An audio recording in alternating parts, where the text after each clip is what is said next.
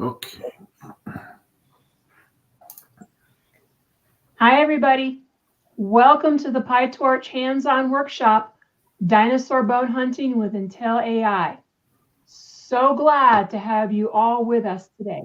My name is Susan Kaler, and I am on the AI and machine learning product marketing team at Intel.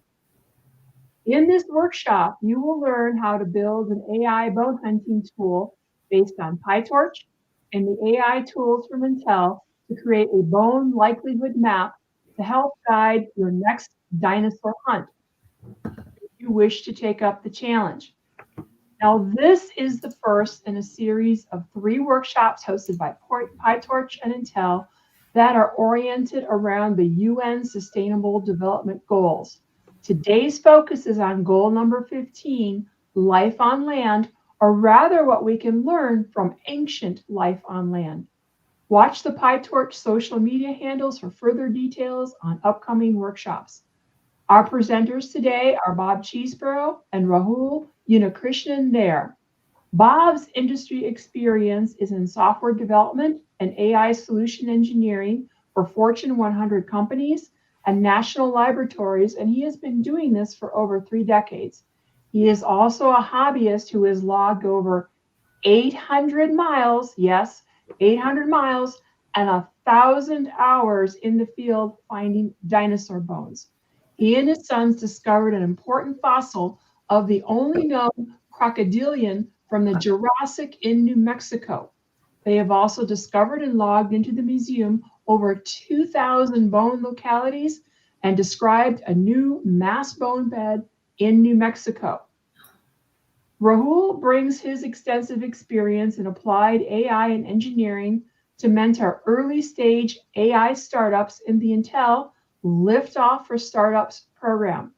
His dedication lies in helping those startups transform their innovative ideas into fully fledged, market-ready products with a strong emphasis on use case-driven, practical engineering and optimization. We will be using the Intel Developer Cloud for this hands-on workshop. Now, if you didn't create your account for this already, don't worry. Bob is going to take you through the instructions so you can participate live. Now, speaking of Bob, let's get started. Over to you, Bob. Okay, let's let the adventure begin. So thank you very much for the introduction, Susan. One of the things that I wanted to do with this series of notebooks was to put AI into action. How do you make AI actionable? We're going to use PyTorch to do that. So by putting it into action, we're going to create a map, and then I'm going to show you how we tested the map in the field to go find new dinosaur bones that we'd never found before. To start this, I want to start with a motivating video. Kylie, if you could play the video. Oh, this is amazing. Can you record? Yeah, I'm recording.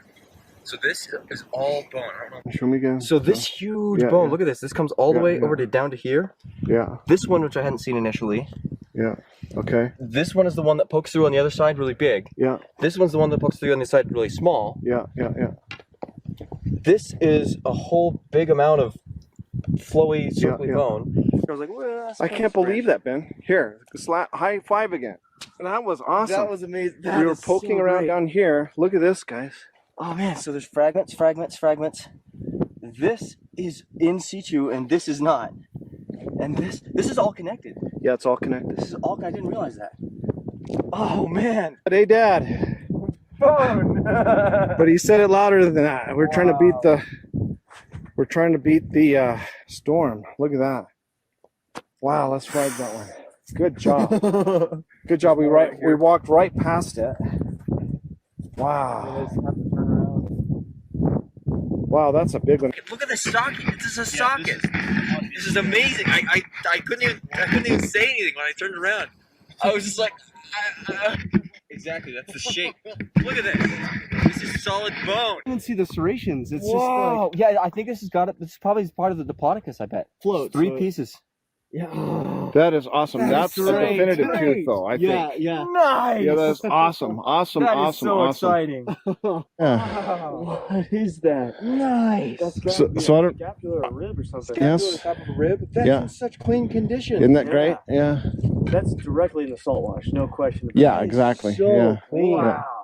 All right, guys. I think I have a tooth here. Really? Come take a look and see what you think. It's a tiny little thing, but I think it may be a tooth. No, there's bone all right in here. Look at this thing. Oh, I think you're right. That's a tooth. So right. That's a tooth. Dad! Yeah. All right. Well, then these two things must be bone. And it must be coming out of this limb bone right here. Nice. Bone, and look at this. Look. Nice! Oh, nice! Okay, we're just having lunch. This has been really a great day. So if you can switch me back to the notebook, Kylie. So anyway, I just wanted to introduce why I'm interested in this. So it's really that thrill of discovery, and I hope you caught some of the thrill that we get from doing this. But in doing this, we've collected quite a bit of data around where dinosaur bones are found, at least in the brushy basin and saltwash members of the Morrison Formation in the western United States. And so the Morrison Formation is a very, it was the kind of the originator, kind of the golden age of the dinosaurs, where a couple of famous paleontologists kind of battled out and found, many of the dinosaurs that we're now familiar with in the Morrison Formation. And so I wanted to talk about how and explore how we could use AI to help narrow down the search. So, what does that look like? How would that work? Could you use AI to help predict where dinosaur bones are? And it turns out that one of the key tools that I've used to myself as a human to find where dinosaur bones are is to look at both geologic maps, but also Google Earth. And it turns out that just as this picture shows right here, this Morrison Formation is a lot of this variegated color. It looks like Neapolitan ice cream, kind of the strawberry and the chocolate and these other colors. And these are all clay stones, but they're punctuated by these sandstone lenses. This is actually from a member actually even lower than the brushy basin called the saltwash member. But these dinosaur bones are famously found in these kinds of formations, and they're very visible. They've got certain characteristics that make finding these areas and distinguishing these formations from the Jurassic from some of the other areas in the West. And so this is what we take advantage of. And so I just want to, first of all, just say, I'm not going to dwell on it here too long, but I've got a lexicon of the different kinds of things. If you open up the notebooks, I'll show you how to do this, but I'm just going to set the stage of what's the goal here. And so there's a lexicon here that describes some of the dinosaurs and some of the terms that I might be using if you don't understand what I'm talking about. And then I also wanted to just share with you, as we get started, some of the links for some of the finds that we've actually found. And so, here's one of those large limbs that we found. And so this in 3D, let me just put this in full screen mode. But this is a dinosaur limb that my son found in that boulder. I think you saw it in the video.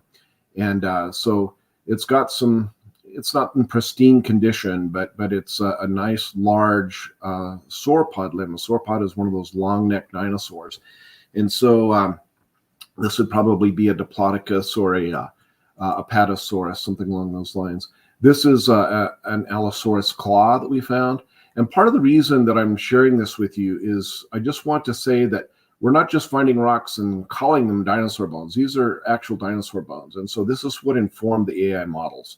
So this thing right here is an Allosaurus claw, probably the middle claw. There's a blood channel groove right here. And it was broken off right here near the tip, but we found the mating boulders. So the museum now has the full claw. So these are just some of the kinds of finds that we have found out here in the Morrison. This is a Stegosaurus spike that we found out here.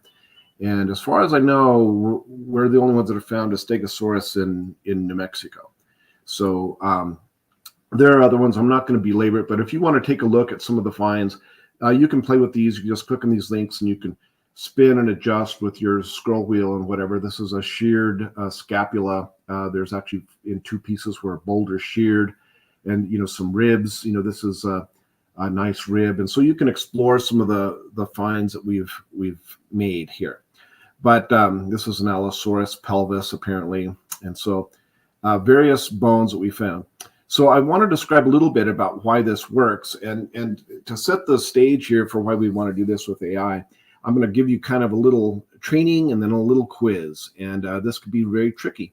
This is at Dinosaur National Monument, and the little red dots indicate where we've actually found bones. Now, it's kind of a cheater situation over here because Dinosaur National Monument, under this red dot right here, above the green crop circle, is the building containing what was hundreds of dinosaurs. There's still dozens of dinosaurs still in the rock wall. These have been found and excavated over the last century, probably over 100 years. Many of these went to the Carnegie Museum in Pittsburgh. So we'll count that one, even though we didn't exactly find it. But we found these other bones. And then these are some of the tracks we used when we were out in Dinosaur National Monument. But, we could have walked, I'm not showing the tracks, we could have walked all over here and over here and over here. We wouldn't have found any dinosaur bones. But we're finding them in a strip, kind of in this area. So given that, if that's all that you had is, let's say, a few hundred pictures, 100 pictures or so of formations like this, could you then predict from a different locality where dinosaur bones might be found? For example, here, P stands for parking lot up there. So it would be a challenge, right? Like just given the little bit of information that I just showed you, it could be a little tricky to know where to go look. And if you just did a random walk through this terrain, you might be hard pressed to find dinosaur bones. But to a sedimentologist, to a paleontologist, you develop a sense as you poke around out here, you begin to get a sense of where would be a likely place to go hunting. Like maybe here, there's certain areas in here that I would want to focus my attention on. And sure enough, if we use one of our preliminary early versions of the map, when I was out in Utah, we created the map and then we went out and tested it. So the bright green areas were where the map said to really concentrate. The kind of faded green is like, yeah, maybe. And then the areas without was where the preliminary map said, well, don't waste a whole lot of time there. And so sure enough, we parked here at the parking lot, and then we found all these bones. This is called Dinosaur Trail out near Moab, Utah. And so it's a great place to visit. But the map confirmed the bones there.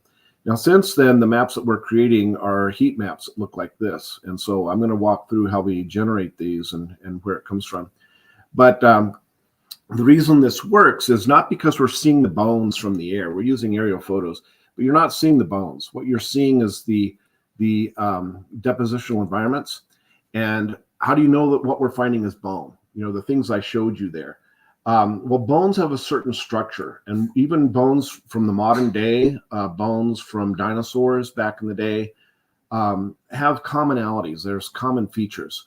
And bones have, a lot of times they have this spongy bone in the middle with a lot of kind of air pockets in them. They have these things called osteons or osteocytes, where it's like concentric circles of cellular structure, where they may have had the Herversion canal, where it might carry blood or maybe nerves or whatever. And then there's a thing called lamella. It's almost like an onion skin. The outer parts of bones form kind of in layers, and you can kind of count and kind of see the layers in many cases. So this is what bone looks like. And so what you're looking for when you're looking for dinosaur bone is that cell structure. This is looking at the end of the bone with those osteons right here, those Herversion canals and so forth. And then this is the long grain structure that represents this outer part of the bone kind of going up and down on the outer part. So this is more outer bone right here. And so dinosaur bones are fairly rare, but if you can sweeten your odds by going to the right places. And it turns out, now there's lots of formations. There's, Hell Creek Formation up in Montana, Wyoming area, there's a Lance Creek Formation. These are Cretaceous deposits where tyrannosaurs were found and Triceratops and stuff like that from the Cretaceous. What we're looking at here is called the Morrison Formation. Now, this is from the Jurassic period. Geologists tell us that Jurassic period predates. It's older than the Cretaceous. So there were different cast of characters in the Morrison. There was Allosaurus and Stegosaurus, Apatosaurus, Camarasaurus, and a whole cast of other Jurassic creatures that are typically found on these red areas here. So if you were to just do a random walk, starting, even if you wanted to just concentrate New Mexico, Arizona, Wyoming, and so forth, if you did a random walk, you could spend your life walking randomly and you'd never find a dinosaur bone.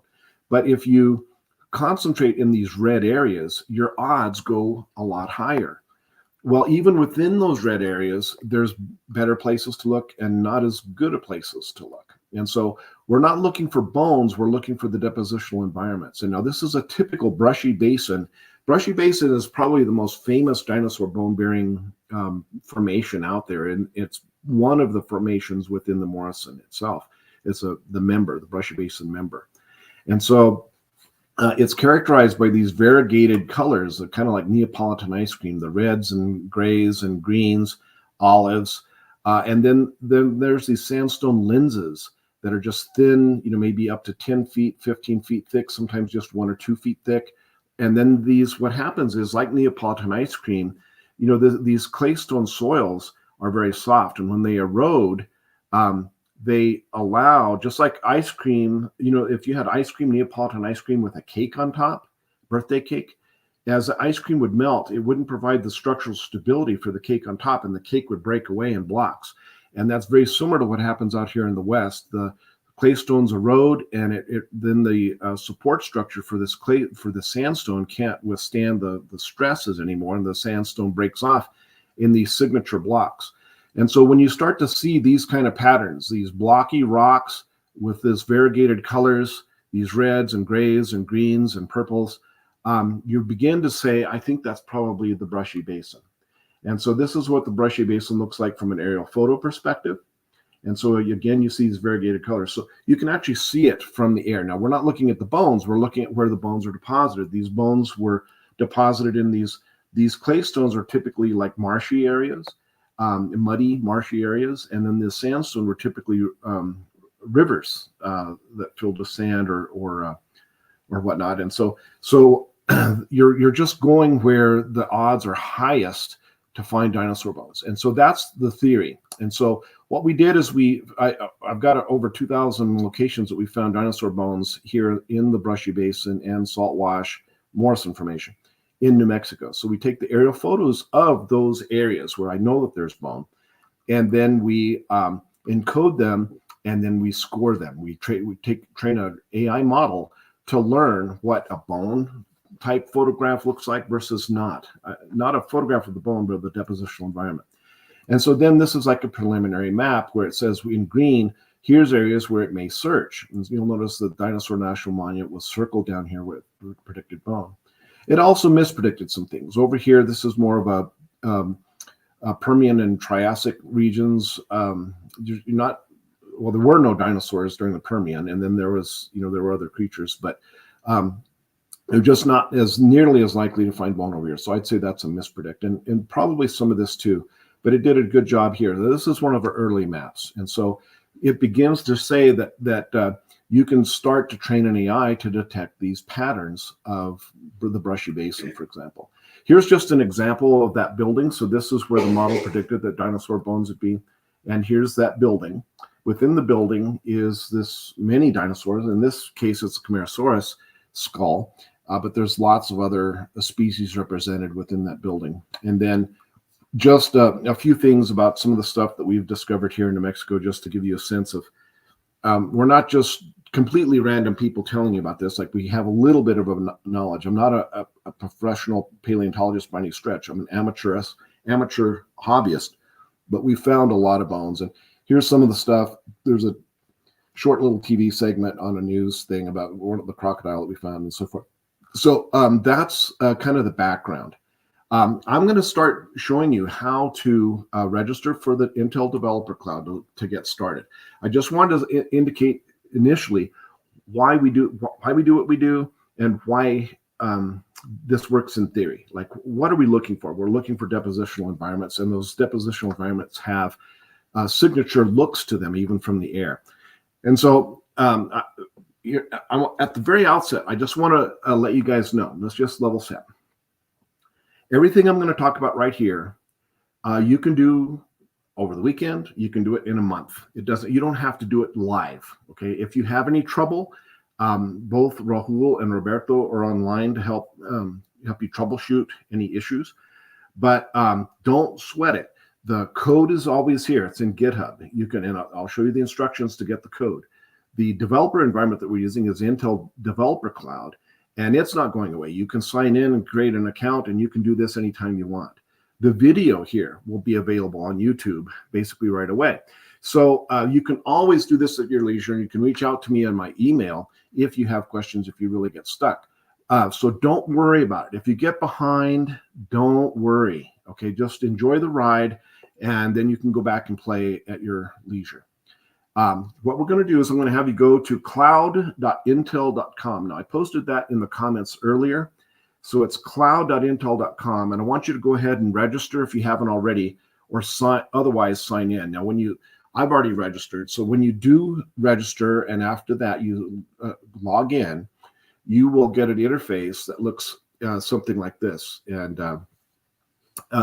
for me, I'm doing an employee sign in, but you would type in your email and sign in, typical kind of thing. And so I want to show you, once this page comes up, what you would do to get to the notebooks that we're going to do. Okay, so at some point after you enroll and then you log in, you will arrive at this console homepage. And what I want you to do is look for the little academic hat over here, the cap and like your graduation cap right here. It's called training, software training. You're going to click this button, and then there's a lot of things that you can do to get started with the Intel Developer Cloud. Bob, can you, I think we are only seeing the notebook. Can you switch to the, I think you're showing the browser. Yeah, let me show the browser. Sorry about that. Thank you. Let me get back to StreamYard and let me switch over real quick. Go to, I'm going to stop that screen and I'm going to start a different screen so you guys can see what I'm doing. Thank you. Thank you. And in this case, I'm going to just do this one. And you may need to remind me to go back to just sharing the slides in a little bit. Can you see my screen? I'll go back to here. Can you see my screen? Yep. No, it's perfect. Okay. So you're going to go to cloud.intel.com and register. And once you register, then you log in, you will come back to this little training screen. And where I want you to go is to this little cap and gown kind of a icon, your graduation cap right here called software training. You're going to click on training, and then there's a number of choices here. Now, one of the things that we could do, you don't have to do any coding at all if you want to really get started quickly. You could just launch any one of these tiles and play on the Intel Developer Cloud. Okay, so no coding involved. What I'm going to have you do, though, is I'm going to have you come over here to launch the Jupyter Lab. And so if you want to play with the Intel Developer Cloud, you can do these things very easily. You could play with some Gen AI examples, text image generation with stable diffusion, a large language model, various things that you could play with for large language models, retrieval augmented generation, and so forth. So no coding involved, just run the notebooks. What I'm going to have you do, though, when you click this training cap, is you're going to come over here and launch Jupyter Lab, okay? and it'll take a few seconds. Once it launches that Jupyter Lab, then you will see an interface something like this. Now, I've already launched mine, and I'm going to walk you through some of the instructions to prepare for this lab. So you're going to see something like this. Now your screen is not going to be anywhere not nearly as busy as mine, but you will see something where you have notebooks and you can choose various kernels to get started. And if you want to create your own kernel, since this is PyTorch org, you could say choose PyTorch GPU, and then I could show you how we could do some GPU programming with Intel GPUs using PyTorch, and you could click this environment to launch a notebook. The console, just so you know, and we're going to be playing with this today, there's a terminal. So if you go to this, what's called the launcher, you go to this launcher. Now, let's say somehow I killed that launcher and I can't find it. All you have to do is come over here to this blue box with the plus sign on it and click that again, and the launcher will reappear. And then you can come down here to terminal, and when you click terminal, you'll just get a bash shell ready to go for you. Okay, so this is one of the things that you could do. Now, so hopefully everyone very soon will be at this point where you'll have your Jupyter Notebook running. Also in the comments, I posted a GitHub location for the code. So it's at github.com, Intel Software, Jurassic, okay? And if you look at the README, it's going to detail the steps I'm about to walk you through, okay? We're going to make a folder called Jurassic. We're going to CD into that folder, change directories into that folder. And then we're going to git clone this repository for the Jurassic software. And then we're going to run a preparatory step. And the way we do that is we just say /space prep Jurassic.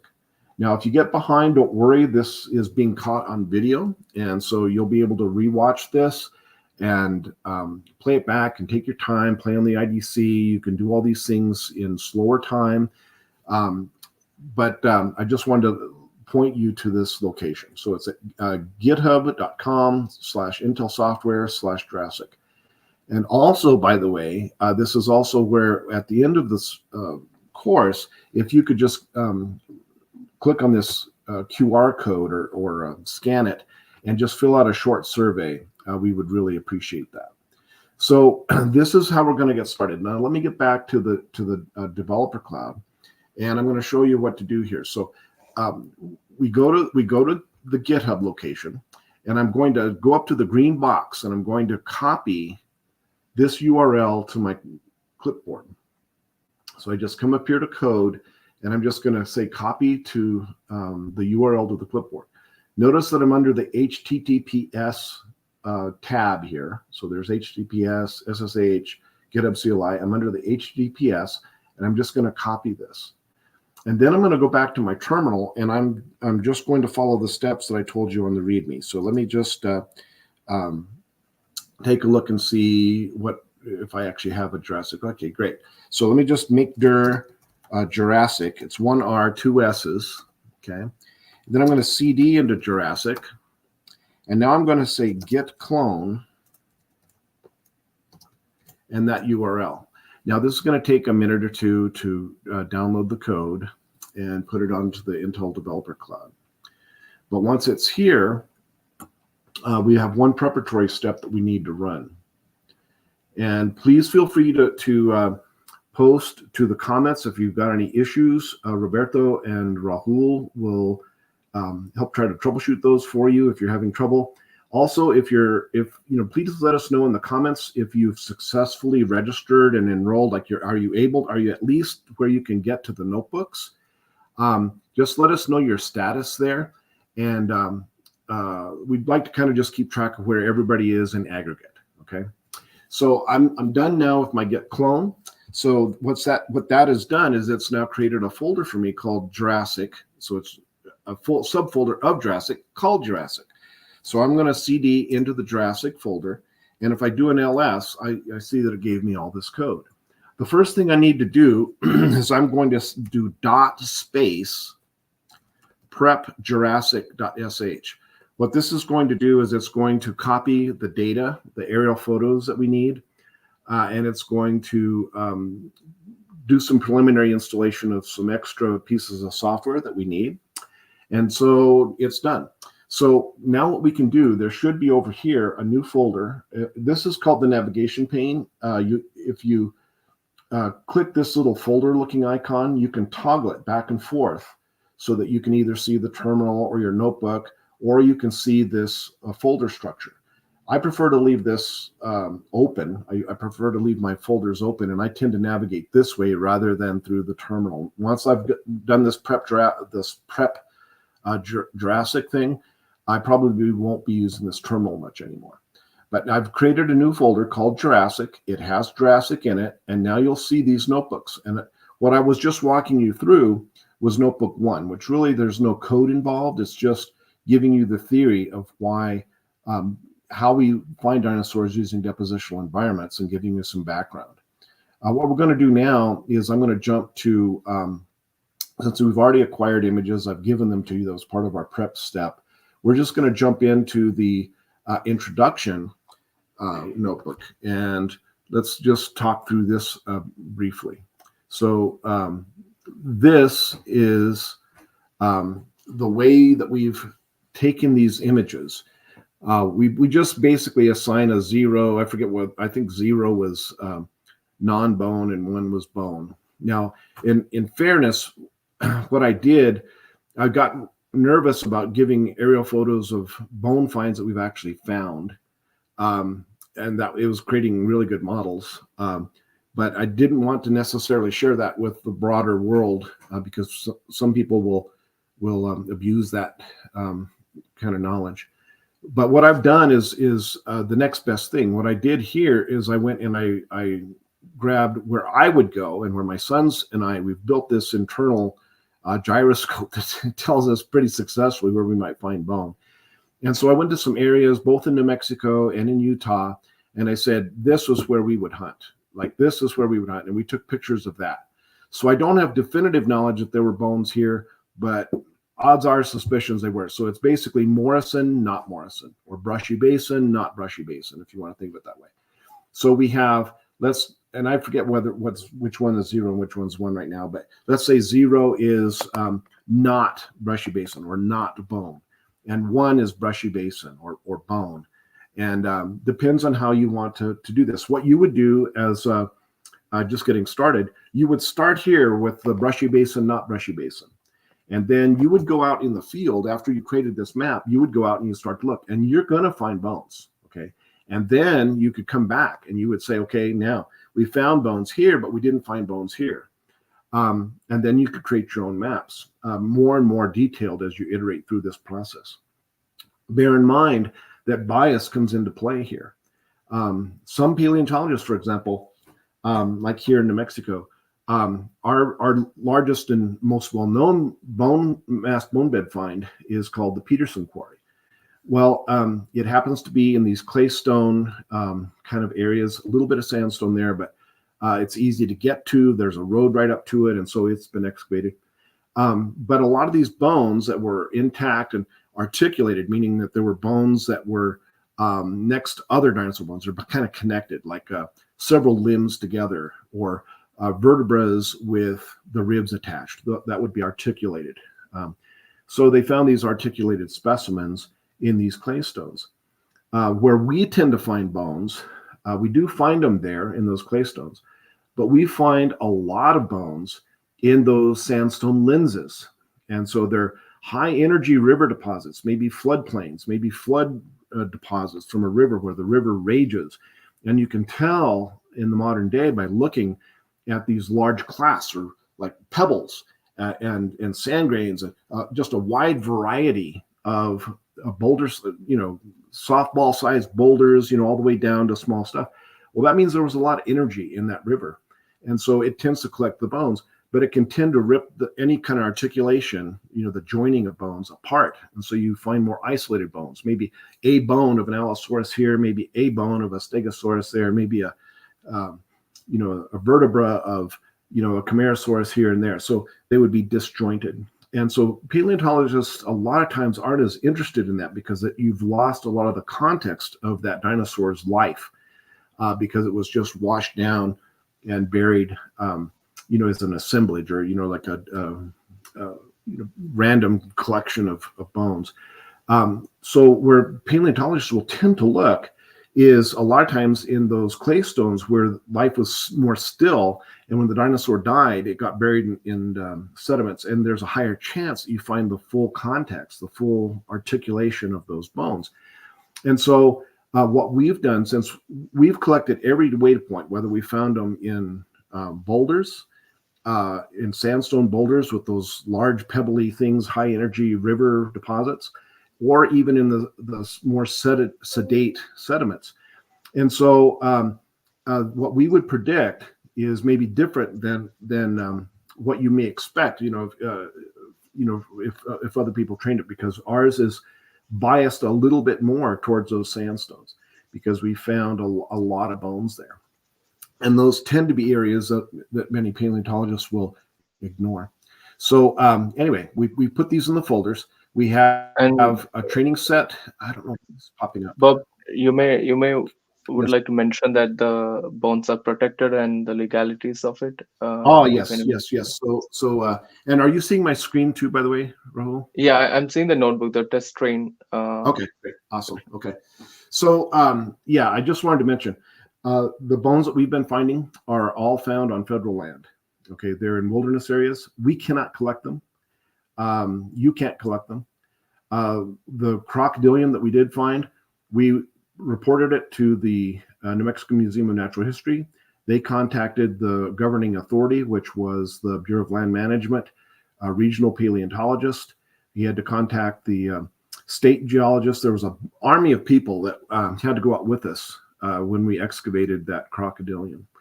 And many of these other bones we found have been taken to the museum as well. But there's one person that's got the permits to be able to do that. And we're not those people. And so we have to work closely with those governing authorities. It's illegal to take these things. Don't do it.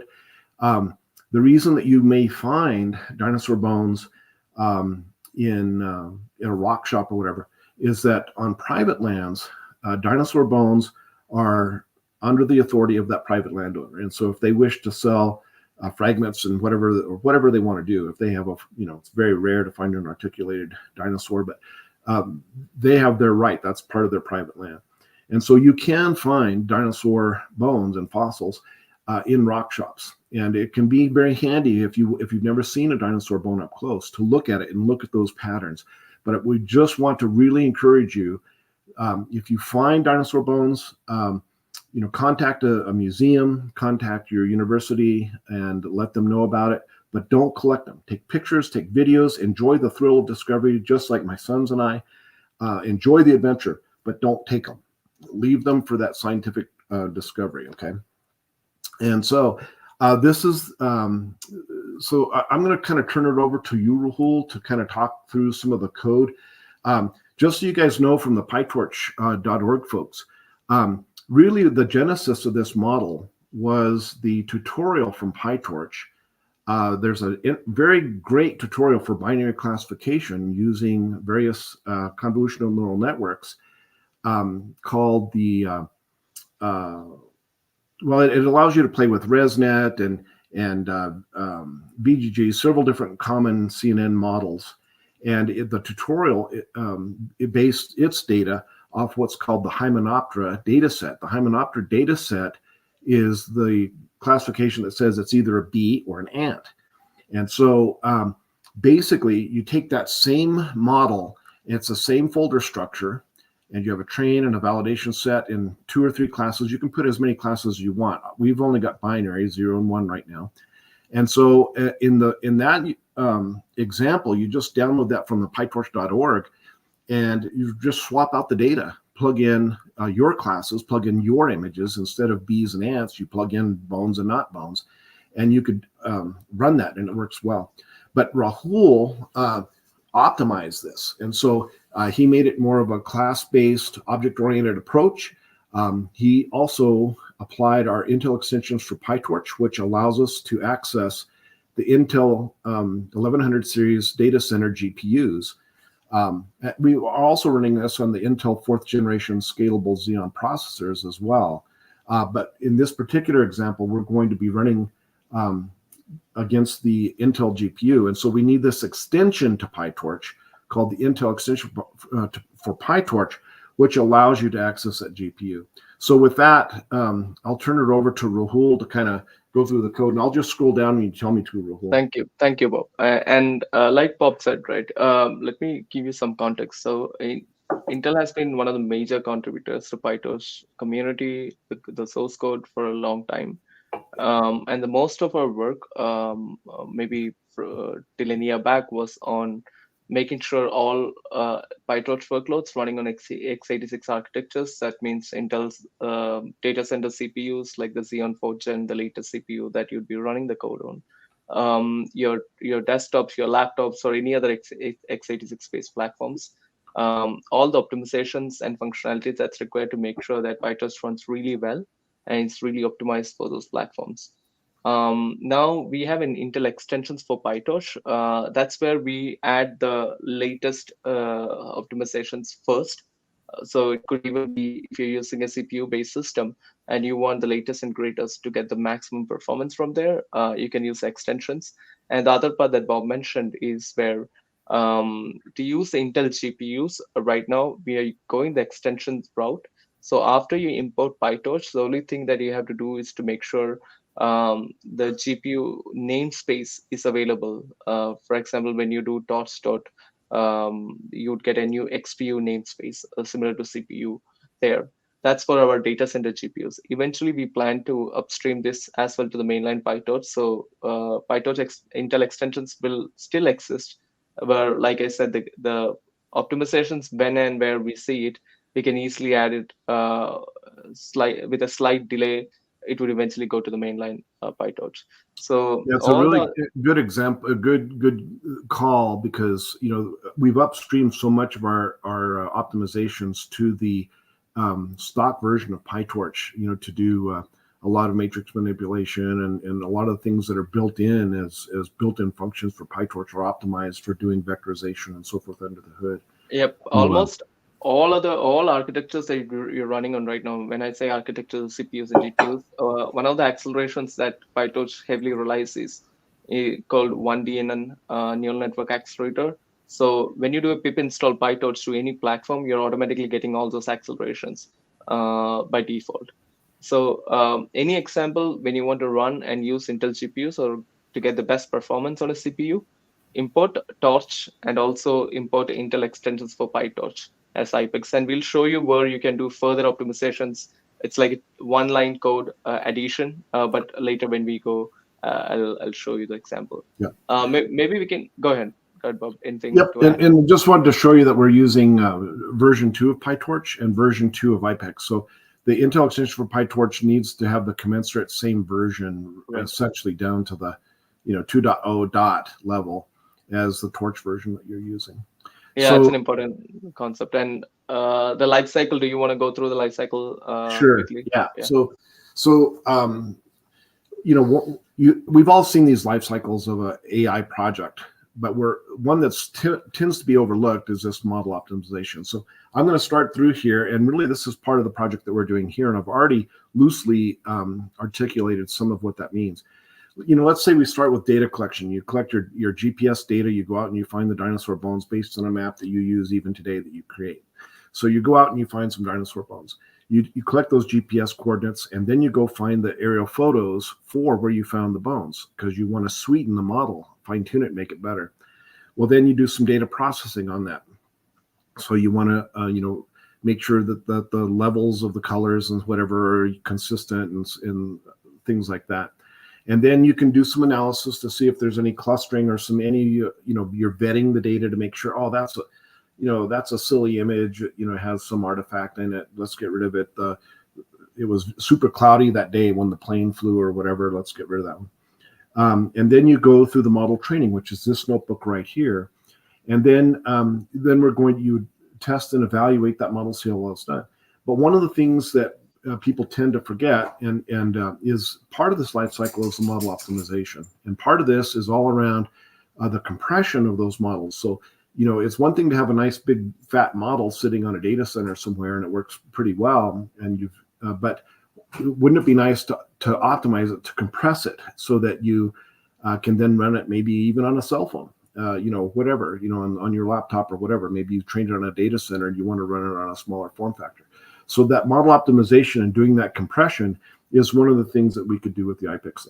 And then you do the deployment, and then you go through the circle again to hone and perfect your model. So this is a helical thing. It's not really a circle. In time, it pops out of the screen in a temporal direction.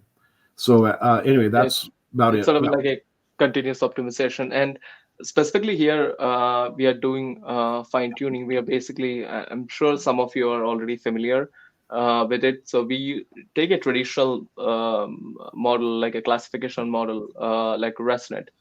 Here we are using ResNet 18, and the code has ability to use ResNet 18 to whatever size you want, or also other image classification models.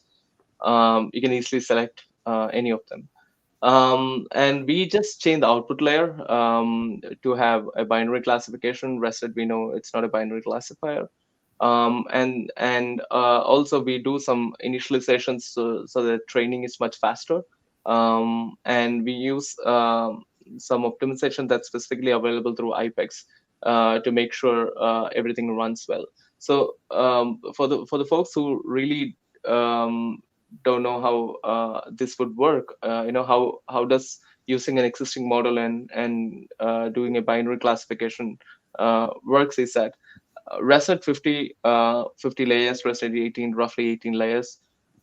Each of these layers learns something about image manipulations and the structure of images. So one way to look at it is some of the earlier layers would understand, okay, these are the way the edges of the images should be. These are the way the contrast should work, would be the job of additional layers.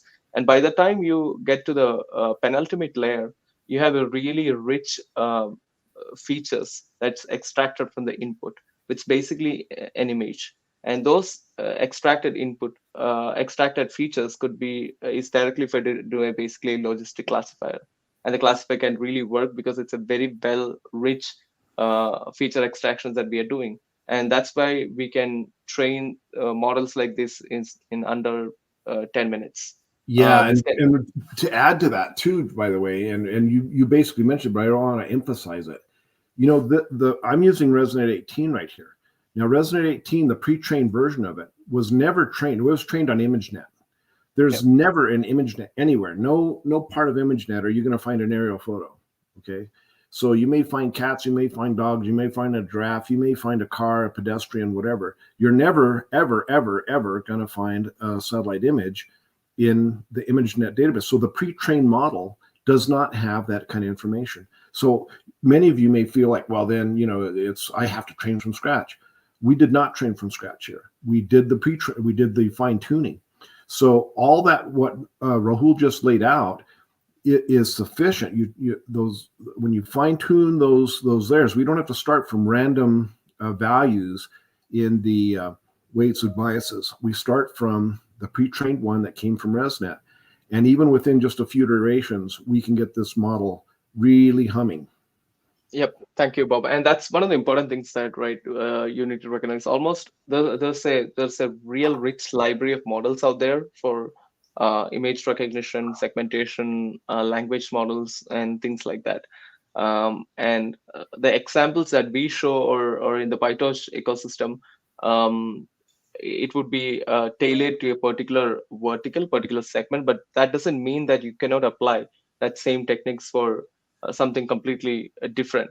So whichever work or whichever industry or whichever things that you find interesting, it's really easy to use a notebook like this to try out, like Bob mentioned, take some images from that particular area, the problem that you need to solve, and try it out. And if you're new to deep learning and fine tuning and things like that, you'd be surprised at the amount of work that you have to do, because it would be dramatically less.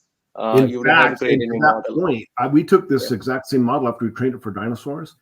I threw away the images for the dinosaur stuff, those aerial photos, and I plugged in ones based on MODIS fire data prediction or MODIS data set, taking aerial photos from California and predicting forest fires. Essentially the same code. So we tweaked it a little bit later, but We started with the exact same code, completely different project, right? So. Yep. All right. Let's go into the code, and we will briefly touch on some of the code. We have already mentioned about Intel extensions for PyTorch, and like Bob mentioned, all the systems, all the Jupyter notebooks that you're running right now, it's using the latest Intel Xeon processor, the 4th generation scalable processor, and the best in class of that. And also you're using the data center GPU Max 1100. So each of these GPUs have 48 gigs of VRAM, and the notebook, you can run it for free. You can access it whenever you want, and even create your own different experiments and things as such. Here, there's a really quick comparison that we are showing on what's the difference between inference on a CPU versus XPU. The major difference is you only have to move the model to the device. So at Intel, we call our GPUs as XPUs because we consider not only a traditional GPU, many accelerators that Intel has a portfolio of. And instead of GPU, XPU means almost all accelerators except a CPU. So you move the model to an XPU after importing Intel extensive PyTorch. Then you move the data to XPU. So we have imported in the Intel extensions for PyTorch is IPEX. So if you do one call, ipex.optimize model, that really optimizes with all the latest optimizations that we have upstream to Intel extensive PyTorch. This is beyond the PyTorch optimization that's already available through Intel and other partners that's creating this PyTorch. And when you're training, instead of there'll be one more part, because in training you will need an optimizer, right? So it would be model comma optimizer equal to ipex.optimize model comma optimizer. That's basically it. You could even, so if you go to Intel extensions for PyTorch documentation, you will see there are different precisions. You could use bfloat16. You could use quantization like Bob mentioned, and reduce it to int8.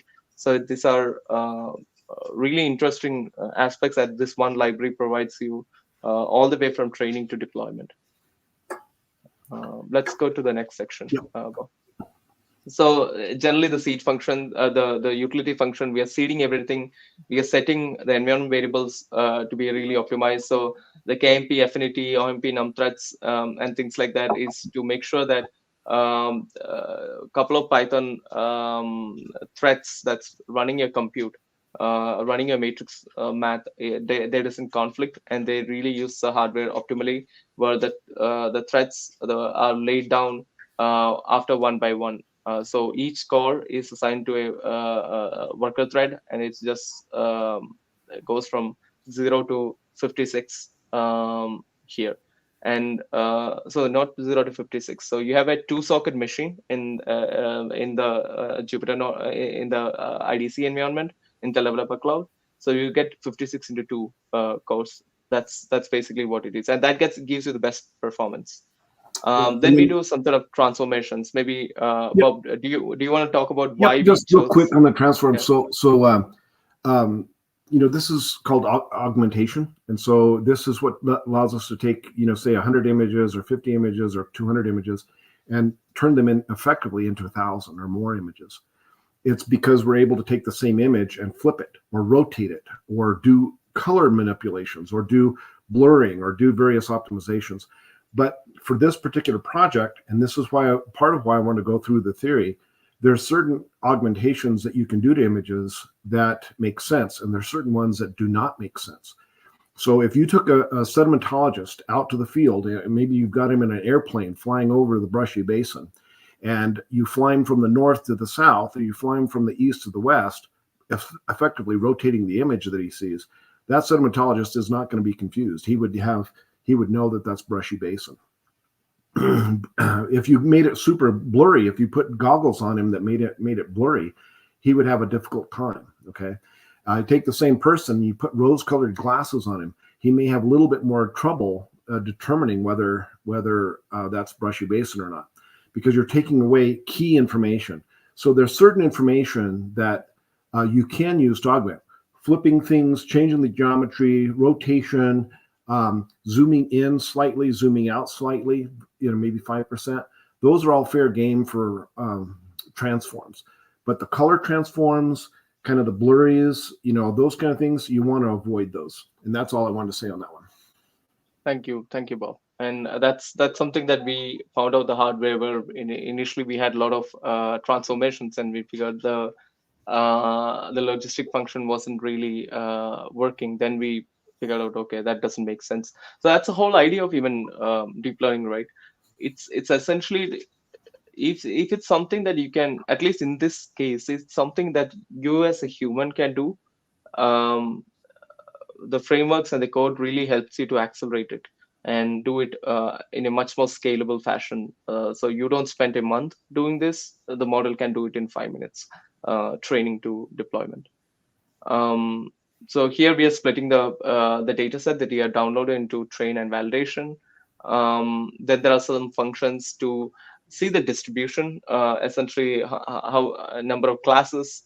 It's ideal to make the classes equal, or at least as to what you can, so that the logistic function gets the last layer of the neural network, gets a same amount of samples, both negative and positive, so they can understand, okay, this is easier to learn.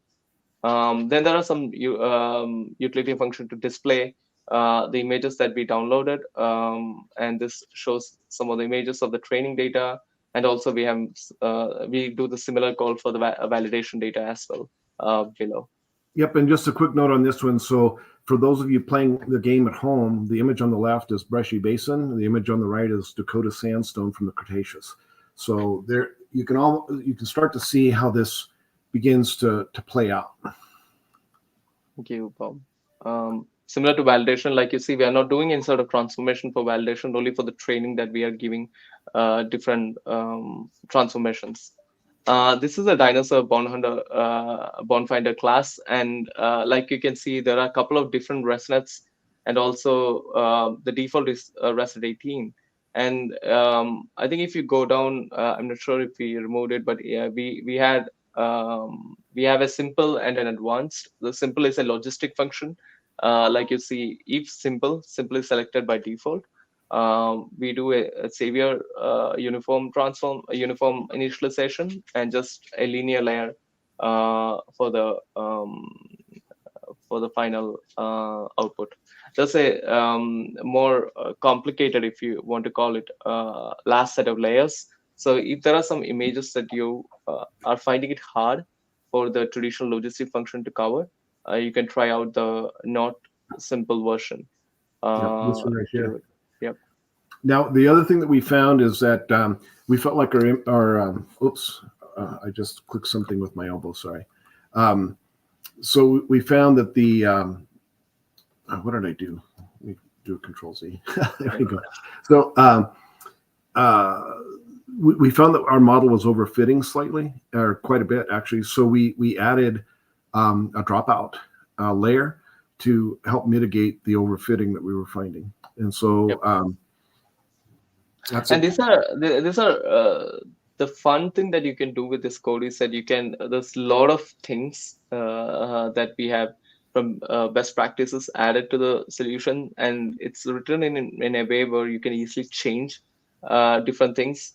So based on the problems that you want to tackle, you can easily change and tweak and see what works and what doesn't work. And everything is independent. There's a model class, there's a metric class, and there's a training class. So it's all separated well. Metrics, we are doing accuracy, the default metrics that we need for solving this particular problem. And also we have a plot function that will plot how, while you're training, what is accuracy for each epoch. Coming to a training class. So here, you can see all the things that's required to create the optimizer, the loss function, and the metrics is being called here. There's a forward pass function that does the forward pass. There's also a backward pass.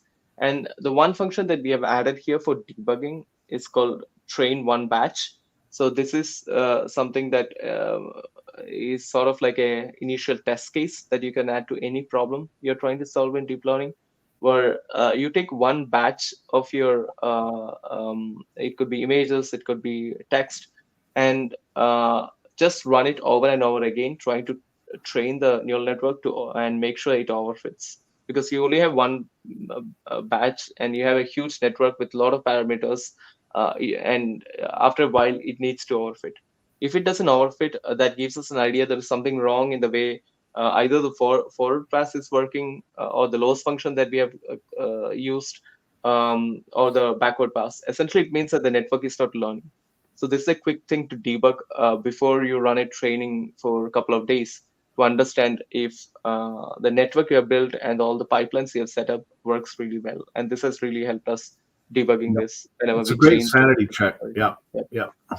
And there's a train function, and like you can see, we are doing some, if IPEX is selected, that is the Intel optimizations are selected.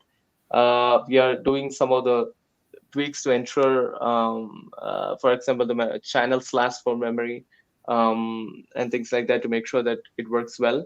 The good thing is that in 2.0, you don't have to do this. So this is just to show that one of the optimizations we do is that we change the data structure and to make sure the channels are last.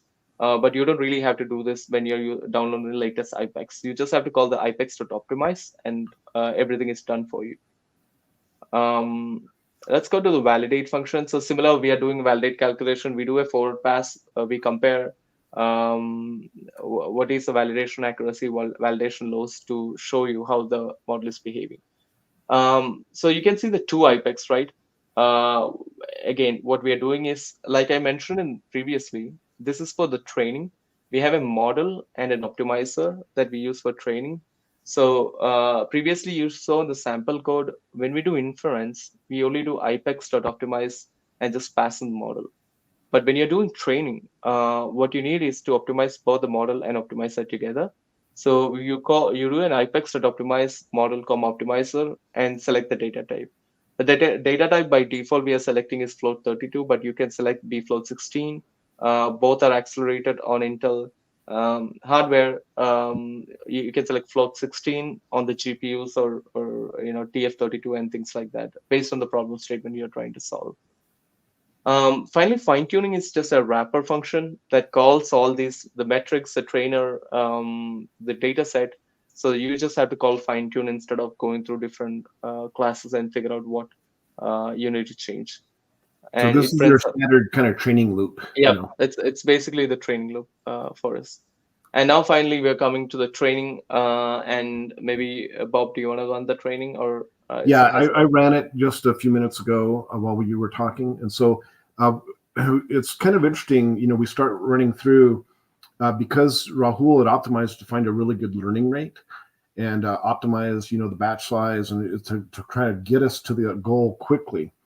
When we start running through this, you start to see that our accuracies, this is just starting from the pre-trained model. The accuracy starts off at 45%, 49% on the validation set, but it starts to converge really quickly. And so even by the second iteration here, or third, we're at 68% to 87%. You would see oscillations. So if you see oscillations, don't worry, because initially you would see those oscillations of your lows really going really low in one epoch, and the right next epoch it's going high. But just give it some time. After a few minutes, and we're already starting to hit the 90s here, just in a few iterations. I'll show you the graph right here. So this shows the oscillations. This is our training loss values. So they really drop down very, very quickly. And then this is our accuracy for both the validation and the training sets. So, here it's showing that our training set is still a little bit higher than our validation set. Maybe we've got a little bit of overfitting going on. We could probably, fiddle with the dropout rate or something, but we're doing pretty well. Yeah. And there are things like pruning and stuff. So you don't have to worry about overfitting as much as in classical machine learning. There are techniques like dropout and even pruning that we can do to make sure that the model really works. Because it's an over-parameterized model, the fundamental neural networks that we are using today, it's very easy to see that overfitting behavior. Yep. And then we just wanted to show you just nothing up our sleeves. We're just going to save this model off. And, a couple of different ways you can do it. Save it as a state dictionary or as a JIT script.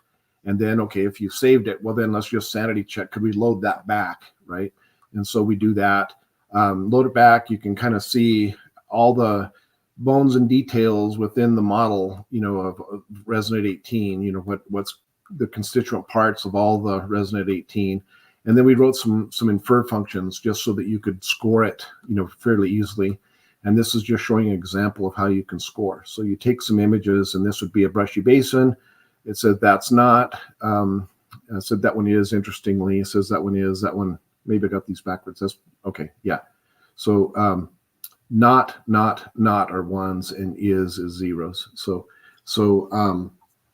And this is where an expert like Bob comes in, right? Like, because all these models are probabilistic, it's not 100%, and we don't want it to be 100%. That means, so it would be very difficult to take that from one region to another.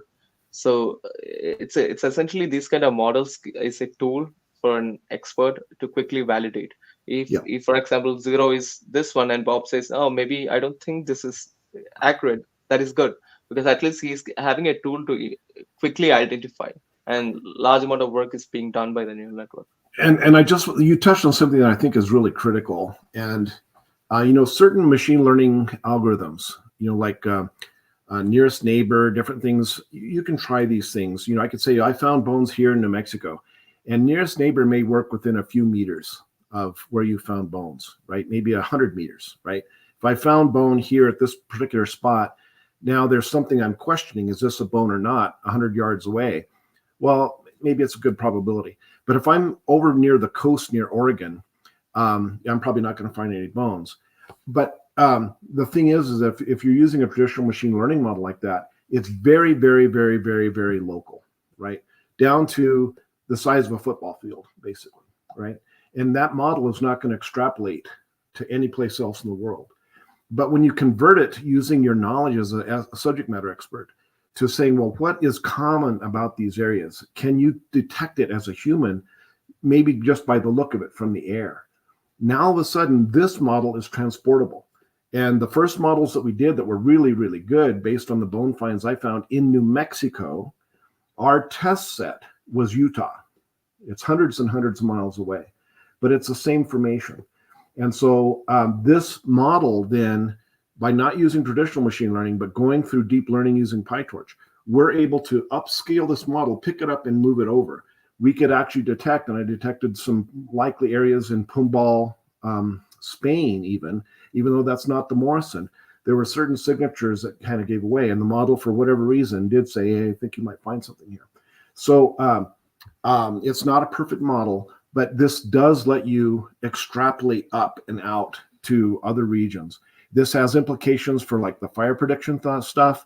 It has implications potentially for responsible mining, let's say for lithium deposits, and things like that. If we're going to have a sustainable future for energy, you got to store it. So there's lots of applications where this could be applied.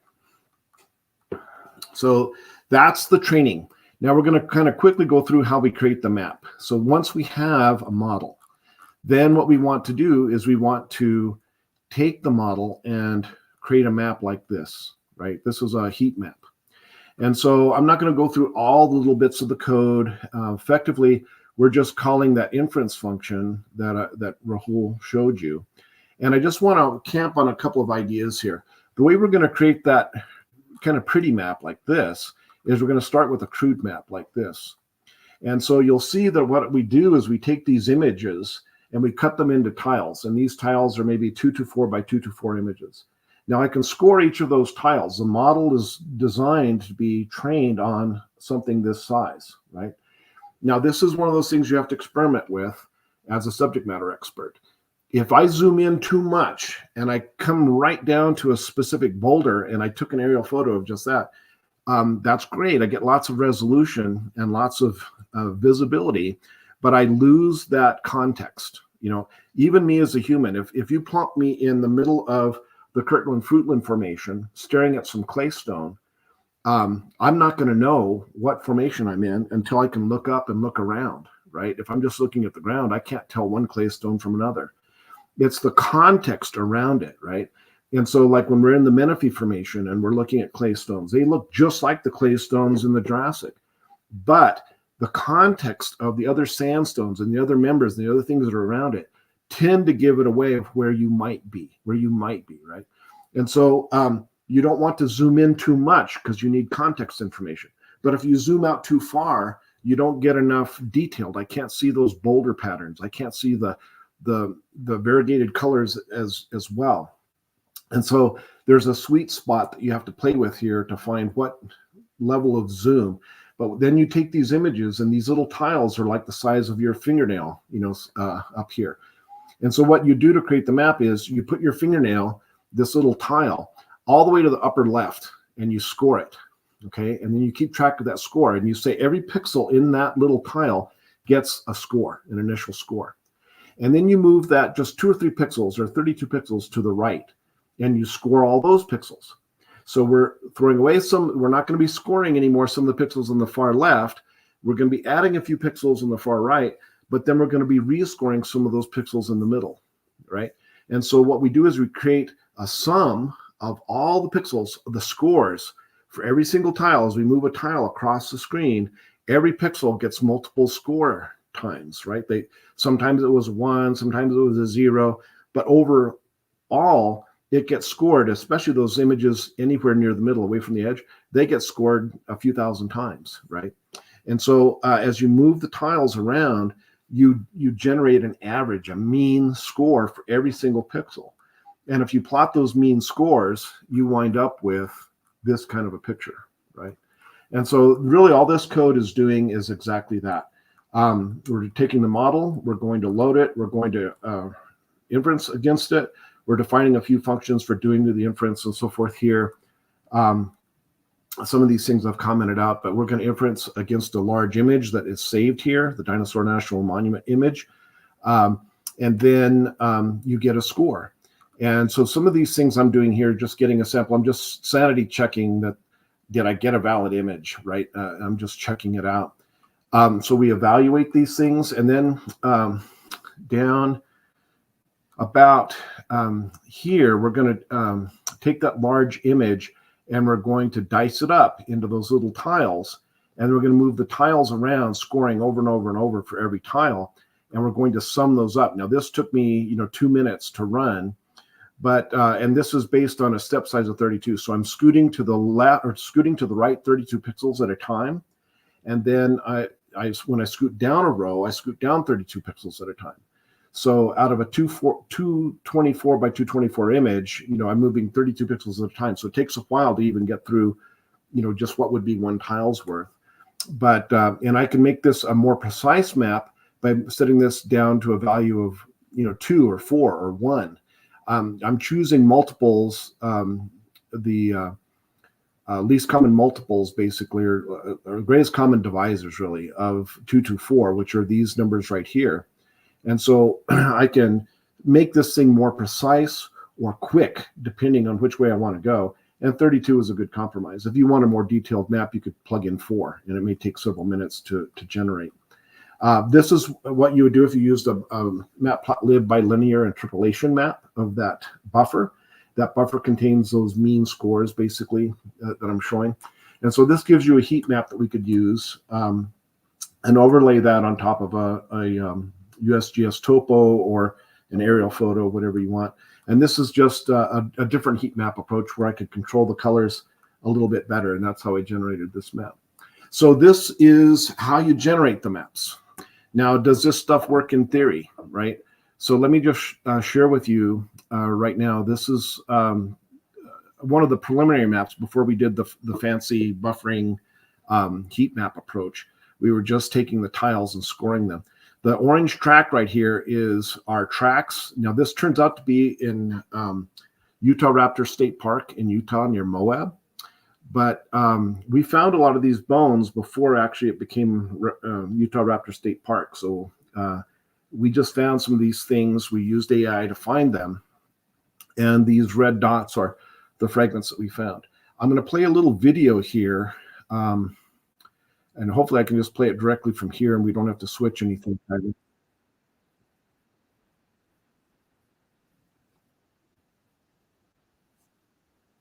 Those ants moving around are us. We used a drone to.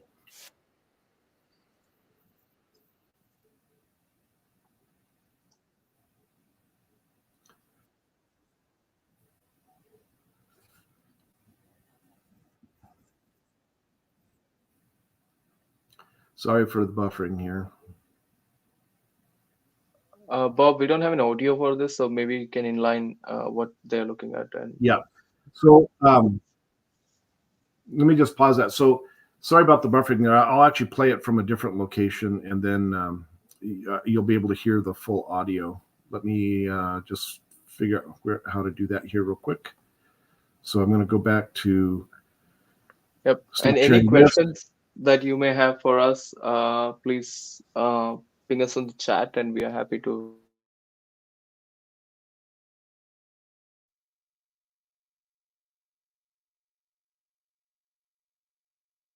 We found it.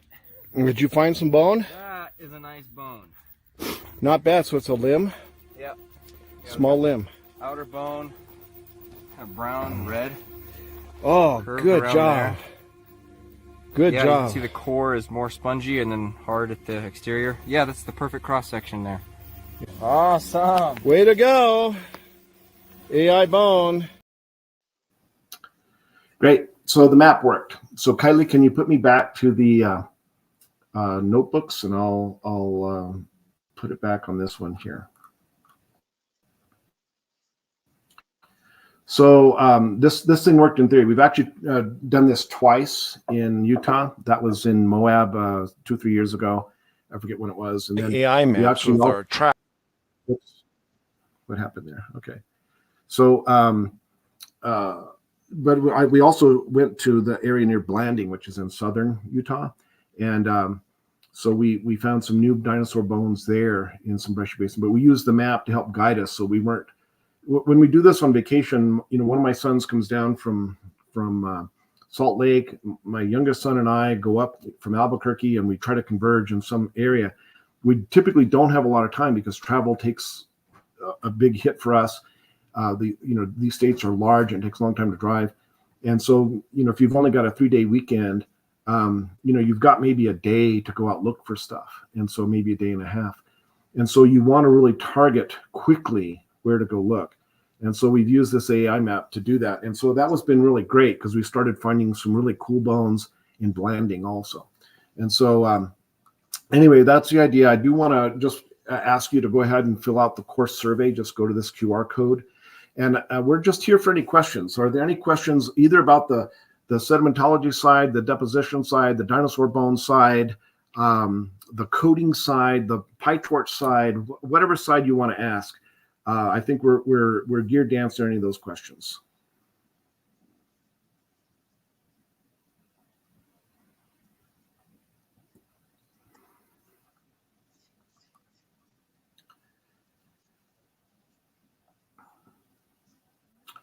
Okay, if there's no questions, I'll hang around for a little while if you guys want to think of some questions. But we really appreciate your attentiveness. Please feel free to just type into the comments. I'm looking at the private chat. Let me look at the comments here. I was looking at the wrong thing. I can show you while we're waiting for questions to queue up. I can show you just a few of these bones that we found out here. So this is a huge. This is about 8-9 inches wide right here. This is a rib. This is the head of a rib of probably a Diplodocus, a very large one that we found. So this is maybe a little bit more than a foot across, maybe 18 inches across, 15 inches across. But you can begin to see the long grain structures that dictate that this is bone. Bob, could you share? Oh, was it not sharing? Yeah, let me go back to that. Let's see. Share screen, and we'll just do share screen here. And I'll just say I guess the entire screen right here, share it. So this is a large rib head of a long neck dinosaur, probably a Apatosaurus. So this is probably like 8 inches wide right here, and it's over a foot this direction, maybe 15 inches. You start to see the long grain structure of the bones here. And so anyway, this is attached to that boulder. So it's what we call landslid in situ. And some of these others I've shown you. This is one of the ones that we found in that boulder, that large boulder. And so this is another one of the bones that we found. This is the claw that we found. This is an Allosaurus claw with that blood channel. Several. There's a neck rib right here and another neck rib that has gone there. We've got the mating boulder in the museum. We've got both of them. This is that Stegosaurus one. I think I showed you this one. I can't remember who I showed and what I didn't show today. This neck rib. This is a Camarasaurus vertebra, as far as we can tell. This is the centrum of the vertebra right here, and this is the main chunk of the vertebra, part of a neck vertebra. And then this neck rib, you can tell it's broken off. So this rib would have extended, quite a few inches this way, longer than the neck. So this is an indication that it's probably the a Camarasaurus, that long-necked dinosaur that I alluded to earlier. And then this is what I was saying initially was a Stegosaurus rib. Based on the curvature right here, I'm not sure if that's what that is. It's in what's called the salt wash member of the Brushy Basin, or salt wash member of the Morrison, I'm sorry. And this is a rib for sure. I'm not sure of the species or genus at this point, but because the radius of curvature is too large, I think, to be a Stegosaurus. This little L-shaped thing kind of led me to believe one thing, but I'm not quite sure which species it is or what genus. So anyway, this is just some of the things to play with. So feel free to play. Don't worry if you couldn't get on or can't follow. The IDC, the Intel Developer Cloud, the Intel Developer Cloud will be here for you to play. It's not going away. The code is not going away. This video won't be going away. So have fun. And if you use any of this, let me know. I'd love to see what you do with it. Maybe as a suggestion, go to Hugging Face and use a transformer-based image classification and see if you can replicate the results using that.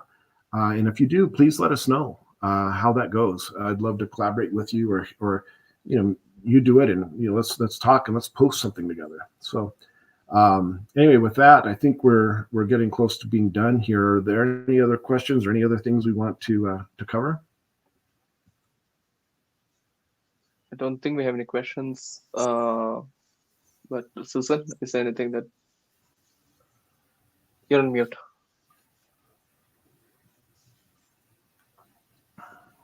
With us today, Roberto, for joining in as well. But mostly thank you to the PyTorch Foundation for hosting us today. It was great to see so many people join this presentation or this workshop.